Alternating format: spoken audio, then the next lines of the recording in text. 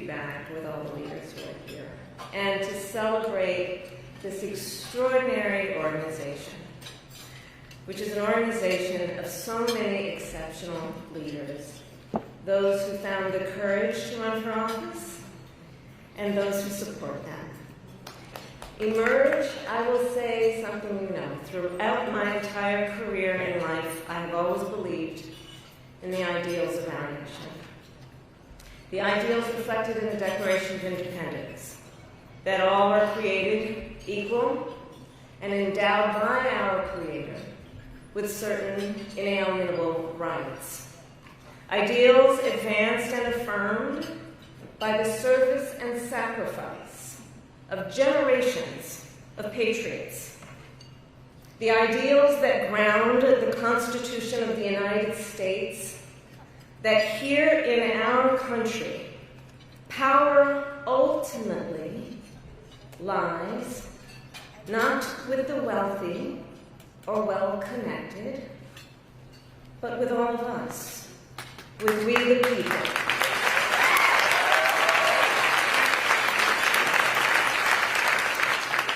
Now, of course, I recognize that America has never fully lived up to these ideals, that for all the gains we've made, the American dream has for decades been slipping further out of reach for so many, and that the American people deserve leaders who make their lives better and make our country stronger.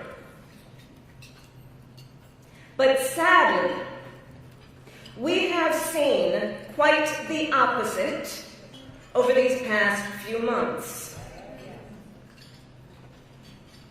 Now, I know tonight's event happens to coincide with the 100 days after the inauguration, and I'll leave it to others to give a full accounting of what has happened so far.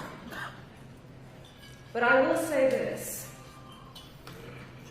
Instead of an administration working to advance America's highest ideals, we are witnessing the wholesale abandonment of those ideals.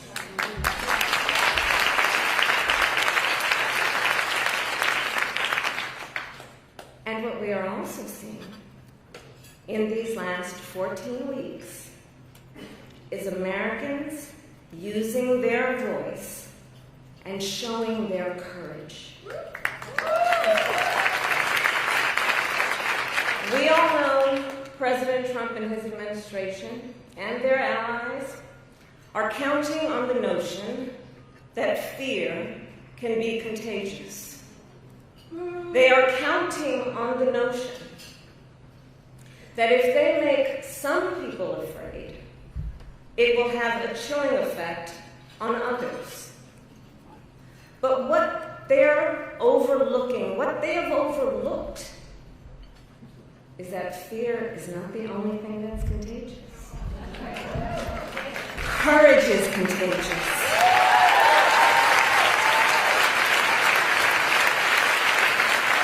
The courage of Americans who are banding together in the face of the greatest man-made economic crisis in modern presidential history. Americans across the political spectrum who are declaring that the president's reckless tariffs hurt workers and families by raising the cost of everyday essentials, devastate the retirement accounts that people spent a lifetime paying into, and paralyze American businesses, large and small, forcing them to lay off people, to stop hiring or pause investment decisions. The courage of Americans we are seeing who are rallying as Social Security officers to protect their hard-earned benefits. Of Americans who are speaking out to say, it is not okay to violate court orders. Not okay. Saying it is not okay to detain and disappear American citizens or anyone without due process.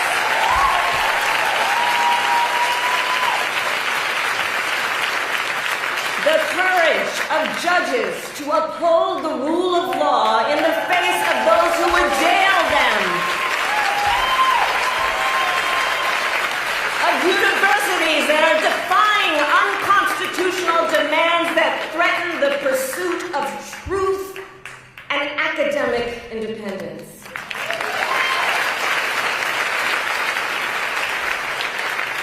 And I will tell you, the courage of all these Americans inspires me. And I have been inspired by the movements like the one in Wisconsin that put Susan Crawford on the Supreme Court. By the State of the People Power Tour that is aiming to ignite a grassroots movement to lift up voices and advance freedom and justice. And by leaders across the spectrum, including congressional leaders like Cory Booker, Chris Van Hollen, Chris Murphy, Jasmine Crockett, Maxwell Frost, AOC, and Bernie Sanders. All who, in different ways, have been speaking with moral clarity about this moment. So here's one of the other things I wanted to talk about tonight, and to highlight. So look, some people are describing what's been happening in recent months as absolute chaos. And of course I understand why.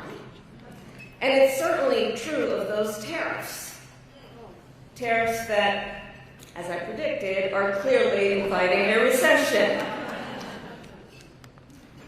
But friends, please let us not be duped into thinking everything is chaos. I know it may feel that way, but understand what we are in fact witnessing is a high-velocity event where a vessel is being used for the swift implementation of an agenda that has been decades in the making. An agenda to slash public education. An agenda to shrink government and then privatize its services. All while giving tax breaks to the wealthiest among us. By the way, an agenda that is not lowering costs. Not making life more affordable, and not what they promised. It's an agenda, a narrow, self-serving vision of America, where they punish truth-tellers, favor loyalists, cash in on their power, and leave everyone to fend for themselves, all while abandoning allies and retreating from the world. And folks, what we are experiencing right now is exactly what they envisioned for America. Right now, we are living in their vision for America. But this is not a vision that Americans want. Woo-hoo! We are living in a moment when the checks and balances upon which we have historically relied have begun to buckle. And we here know that when the checks and balances ultimately collapse, if Congress fails to do its part, or if the courts fail to do their part, or if both do their part, but the president defies them anyway, well, friends, that is called a constitutional crisis. And that is a crisis that will eventually impact everyone. Because it would mean that the rules that protect our fundamental rights and freedoms, that ensure each of us has a say about how our government works, will no longer matter. And if that happens, the one check, the one balance, the one power that must not fail is the voice of the people.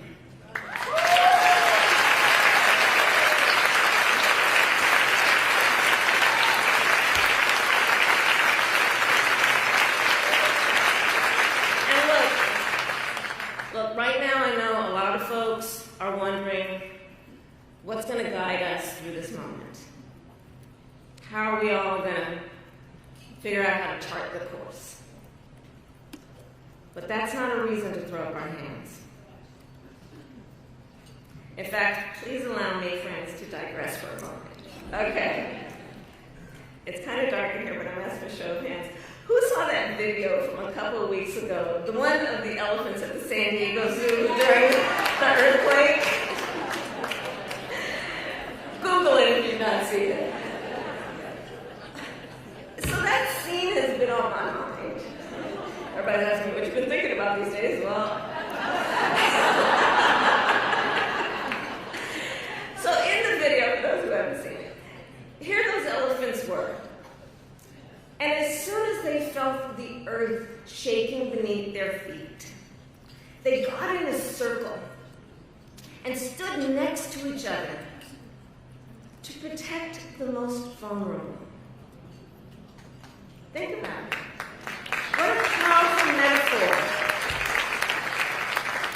Because we know those who try to incite fear are most effective when they divide and conquer, when they separate the herd, when they try to make everyone think they are alone. But in the face of crisis, the lesson is don't scatter.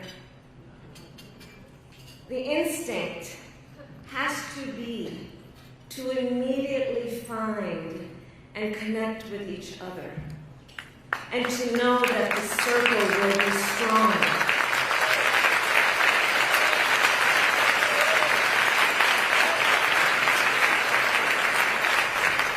So I'll end with this. I am not here tonight to offer all the answers, but I am here to say this. You are not alone, and we are all in this together. And straight talk, things are probably going to get worse before they get better. But we are ready for it. We are not going to scatter. We are going to stand together, everyone a leader, and emerge. You have a special role to play. Organizing is as important as ever. Mobilizing is as important as ever. Running for office is as important as ever. So please, everyone here, please keep doing what you are doing. And to everyone, let's lock it in.